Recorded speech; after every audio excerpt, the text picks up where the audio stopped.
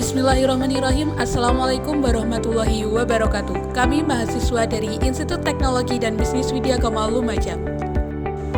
Video ini dibuat untuk menyelesaikan salah satu tugas kelompok di mata kuliah Bank dan Lembaga Keuangan lainnya dengan dosen pengampu Bapak Imam Abrori SEMM.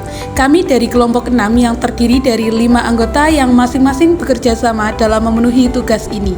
So, langsung saja ini video presentasi dari kami.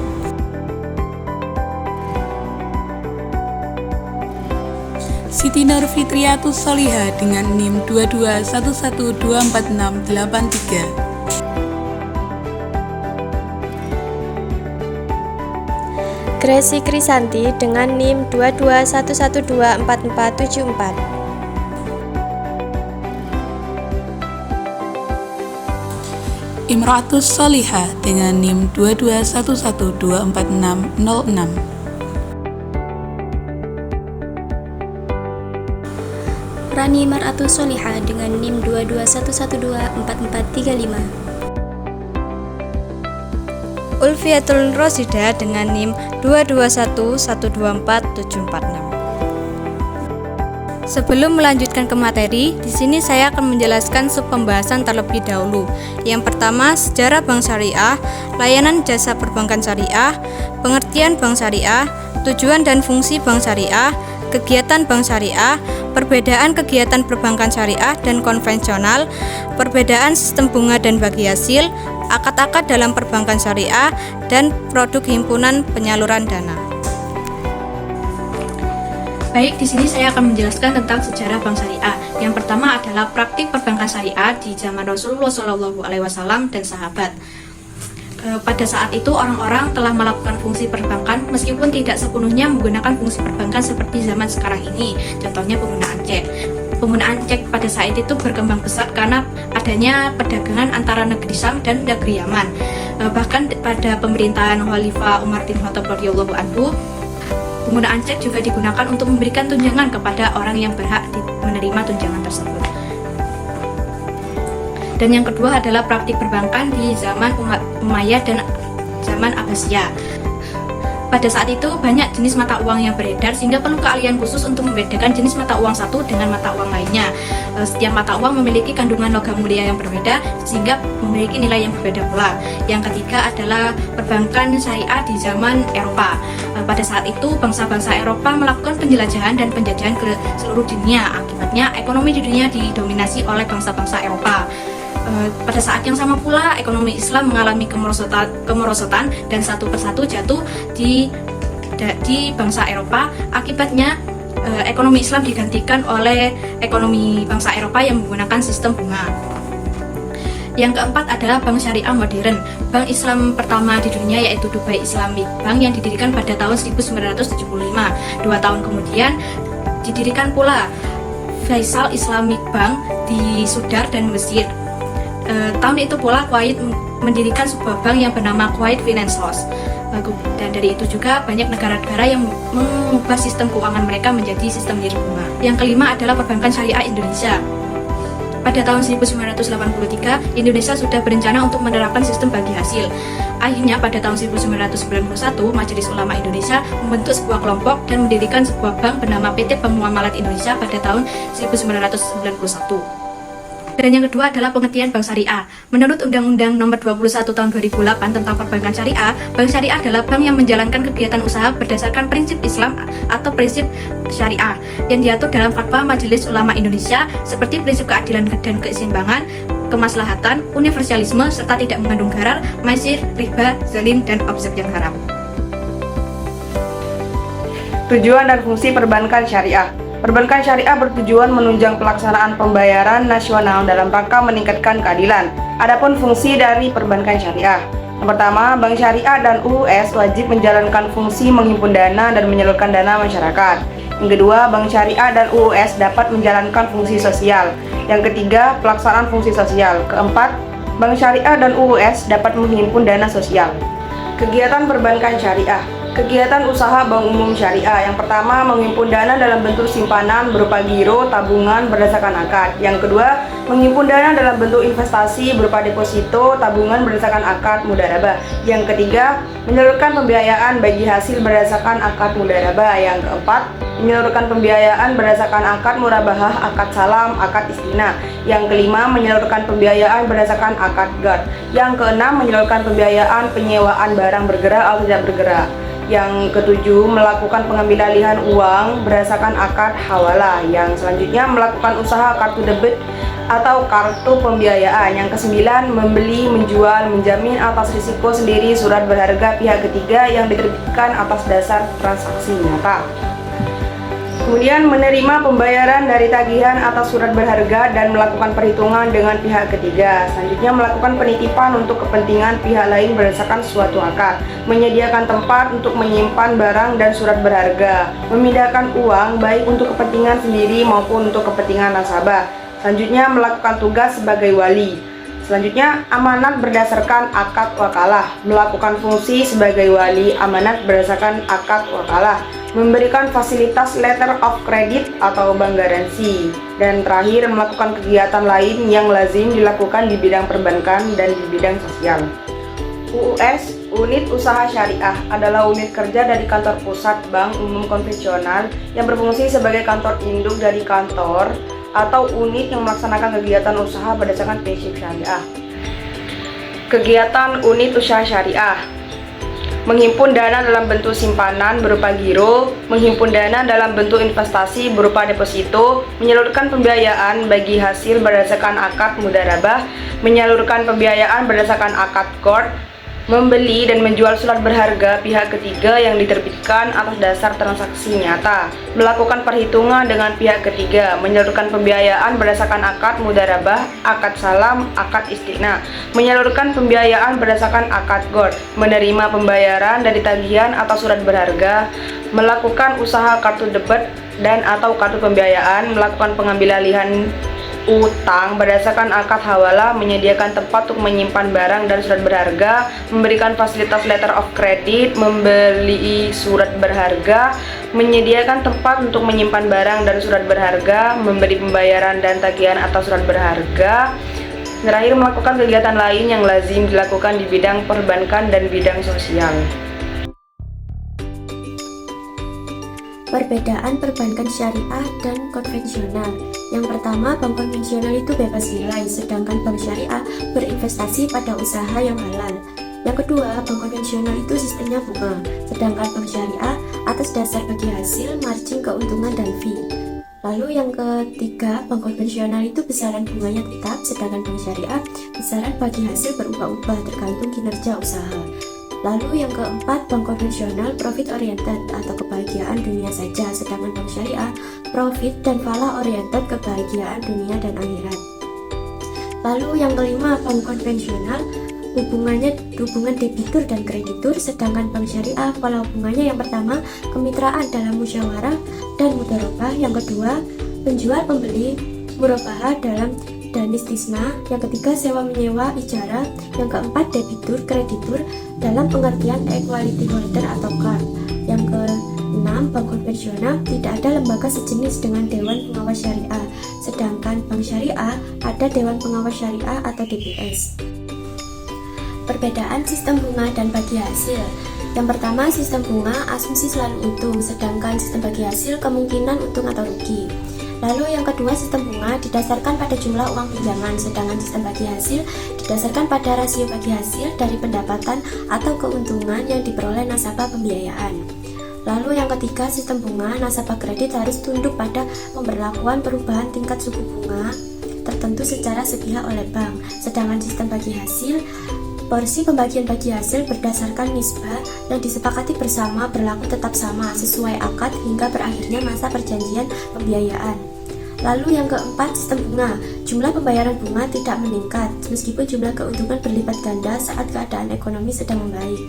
Sedangkan sistem bagi hasil, jumlah pembagian bagi hasil berubah-ubah tergantung kisaran usaha untuk pembiayaan berdasarkan bagi hasil. Lalu yang kelima, sistem bunga. Eksistensi bunga diragukan kehalalannya oleh semua agama termasuk agama Islam, sedangkan sistem bagi hasil tidak ada agama yang meragukan keabsahan bagi hasil. Lalu yang keenam, sistem bunga. Pembiayaan bunga tetap seperti yang dijanjikan tanpa pertimbangan proyek yang dijalankan. Sedangkan sistem bagi hasil tergantung pada keuntungan proyek yang dijalankan.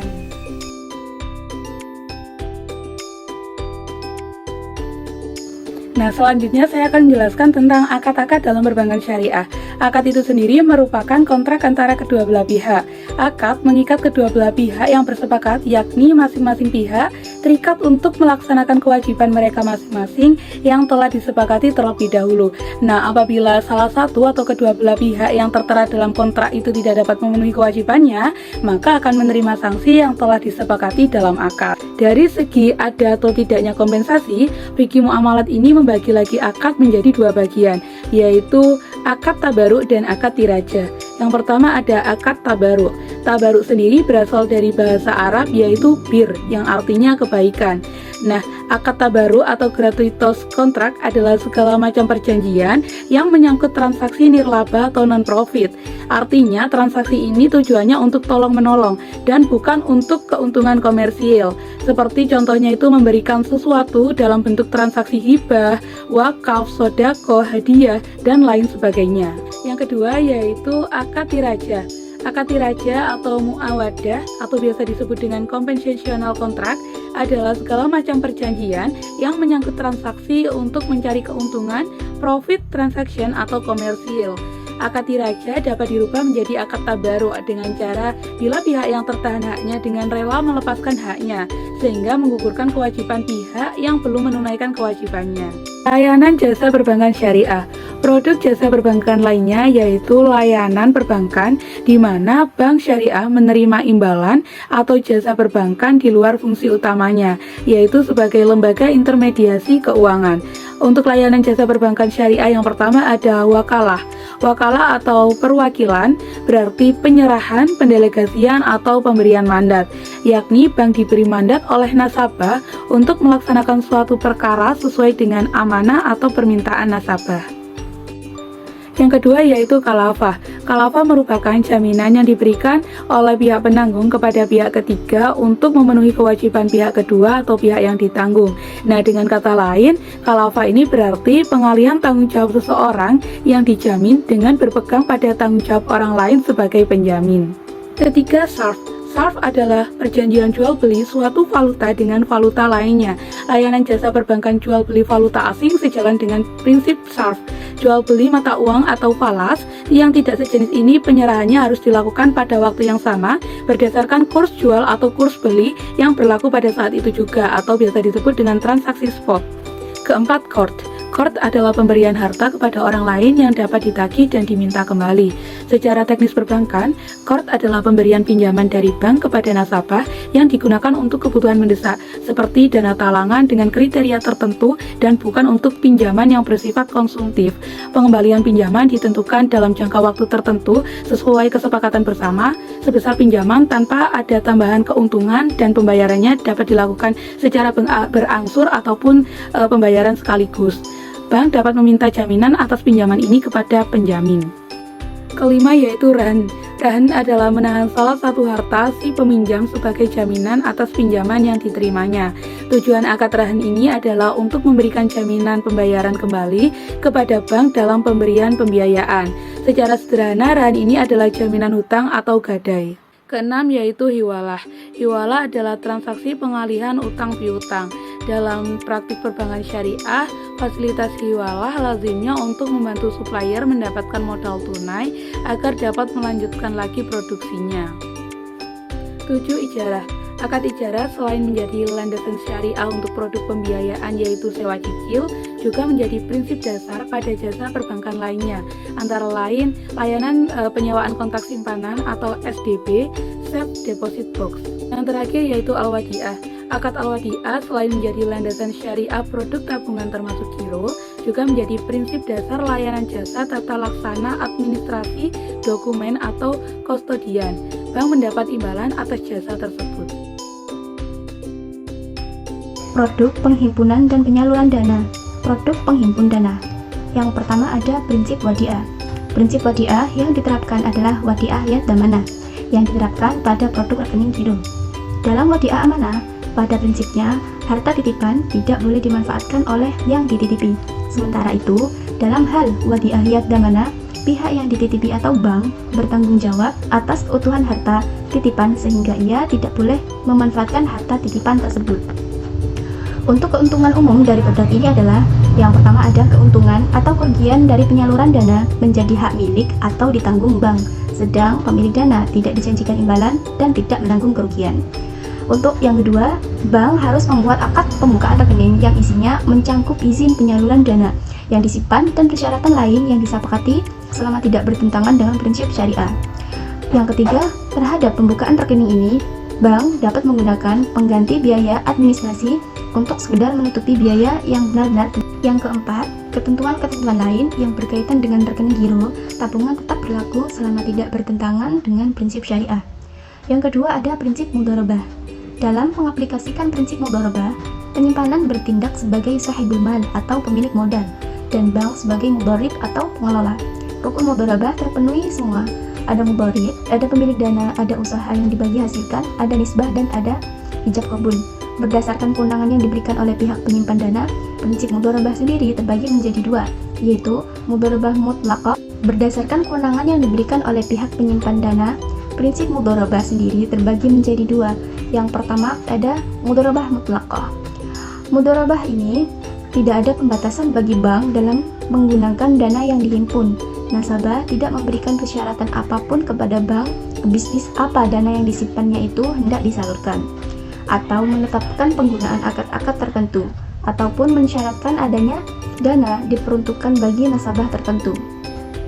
Ketentuan umum dalam produk ini antara lain yaitu yang pertama, bank wajib memberitahukan kepada pemilik mengenai nisbah dan tata cara pemberitahuan keuntungan atau pembagian keuntungan secara risiko yang dapat ditimbulkan dari penyimpanan dana. Yang kedua, untuk tabungan mudharabah, bank dapat memberikan buku tabungan dicantumkan dalam akad dan sebagai bukti penyimpanan, serta kartu ATM dan atau penarik lainnya kepada penabung. Itu yang ketiga, yaitu tabungan mudharabah dapat diambil setiap saat oleh penabung sesuai dengan perjanjian yang telah disepakati. Yang keempat, deposito mudharabah hanya dapat dicairkan sesuai dengan jangka waktu yang telah disepakati. Untuk yang kelima, yaitu ketentuan-ketentuan lain yang berkaitan dengan tabungan dan deposit tetap berlaku sepanjang tidak bertentangan dengan prinsip syariah. Untuk prinsip yang kedua, yaitu mudharabah muqayyadah. Mudharabah muqayyadah on balance sheet. Yang pertama, jenis mudharabah ini merupakan simpanan khusus di mana pemilik dana dapat menetapkan syarat-syarat tertentu yang harus dipatuhi oleh pihak bank. Jenis mudharabah ini merupakan penyaluran dana mudharabah langsung kepada pelaksana usahanya, di mana bank bertindak sebagai perantara atau arranger yang mempertemukan antara pemilik dana dan pelaksana dana usaha. Yang pertama ada prinsip jual beli. Prinsip jual beli dilaksanakan sehubungan dengan adanya perpindahan kepemilikan barang atau benda. Yang kedua ada prinsip sewa atau ijarah. Transaksi ijarah dilandasi adanya perpindahan manfaat. Objek transaksinya adalah jasa. Pembiayaan sewa adalah pembiayaan yang diberikan oleh bank untuk mendapatkan manfaat dari penggunaan suatu produk atau jasa. Yang ketiga ada prinsip bagi hasil atau syirkah. Yang pertama pembiayaan musyarakah. Transaksi musyarakah dilandasi adanya keinginan para pihak yang bekerja sama untuk meningkatkan nilai aset yang mereka miliki secara bersama-sama.